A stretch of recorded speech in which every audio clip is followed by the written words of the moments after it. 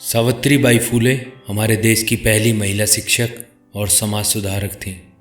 इन्होंने महिलाओं की शिक्षा और उनके अधिकारों के लिए आवाज़ उठाई थी।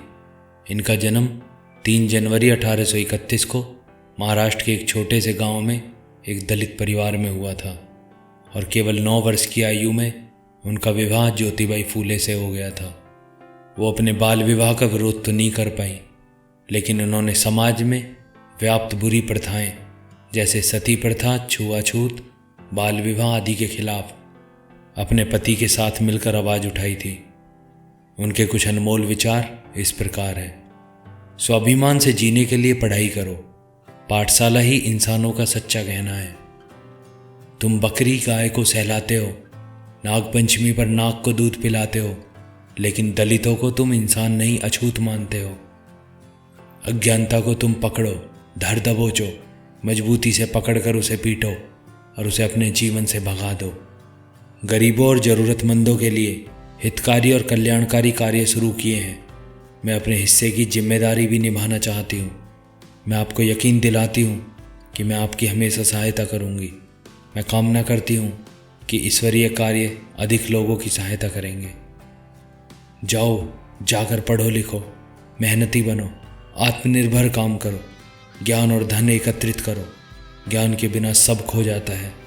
ज्ञान के बिना हम जानवर बन जाते हैं। इसलिए खाली मत बैठो, जाओ, जाकर शिक्षा लो। छत्रपति शिवाजी को सुबह शाम याद करना चाहिए। शूद्र अतिशूद्र के हमदर्द उनका गुणगान प्यारी भावना से करें। एक सशक्त शिक्षित स्त्री सभ्य समाज का निर्माण कर सकती है, इसलिए उनको भी शिक्षा का अधिकार होना चाहिए। बेटी के विवाह से पहले उसे शिक्षित बनाओ ताकि वह आसानी से अच्छे बुरे में फ़र्क कर सके। शिक्षा स्वर्ग का द्वार खोलता है, स्वयं को जानने का अवसर देता है। स्त्रियां केवल घर और खेत पर काम करने के लिए नहीं बनी है, वह पुरुषों से बेहतर कार्य कर सकती हैं। देश में स्त्री साक्षरता की भारी कमी है, क्योंकि यहाँ की स्त्रियों को कभी बंधन मुक्त होने ही नहीं दिया गया। सावित्रीबाई फूले ने अपने पति के साथ मिलकर समाज के लिए और महिलाओं के सशक्तिकरण के लिए महत्वपूर्ण भूमिका निभाई थी। छुआछूत से परेशान लोगों के लिए सावित्रीबाई ने अपने खुद के घर पर कुआं खोदा ताकि उन लोगों को पानी के लिए कोई परेशानी ना हो। सावित्रीबाई फूले का पूरा जीवन समाज को समर्पित था। उन्होंने महिलाओं के हक के लिए लड़ाई लड़ी, समाज में व्याप्त बुरी प्रथाओं के खिलाफ आवाज़ उठाई थी और आखिर में प्लेग बीमारी के दौरान लोगों की सेवा करते करते 10 मार्च 1897 को उनका निधन हो गया।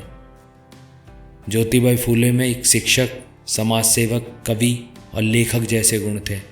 उन्होंने बहुत सी किताबें लिखी जिनके द्वारा उन्होंने दलित, पिछड़ों, नारी सम्मान और उनके अधिकारों के लिए लोगों को जागरूक किया। उनके जीवन के अनमोल विचार इस प्रकार हैं। भारत में राष्ट्रीयता की भावना का विकास तब तक नहीं होगा जब तक खान पान एवं वैवाहिक संबंधों पर जातीय बंधन बने रहेंगे। सभी प्राणियों में मनुष्य श्रेष्ठ है और सभी मनुष्यों में नारी श्रेष्ठ है। स्त्री और पुरुष जन्म से ही स्वतंत्र है। विद्या बिना गई मति, मति बिना गई गति, गति बिना गई नीत, नीत बिना गया वित्त, वित्त बिना चरमराए शूद्र। एक विद्या ने किए कितने अनर्थ। स्वतंत्रता और अवसर की समानता हर मनुष्य की बुनियादी आवश्यकता है। स्वतंत्रता के अभाव में किसी भी मनुष्य के व्यक्तित्व का संपूर्ण विकास नहीं हो सकता। समाज के विकास के लिए यह जरूरी है कि समाज का संगठन ऐसा हो कि उसके सभी सदस्यों को स्वतंत्र और समानता के अधिकार मिले और उनके बीच भाईचारा हो। धर्म वह है जो समाज के हित में, समाज के कल्याण के लिए है। जो धर्म समाज के हित में नहीं है वह धर्म नहीं है।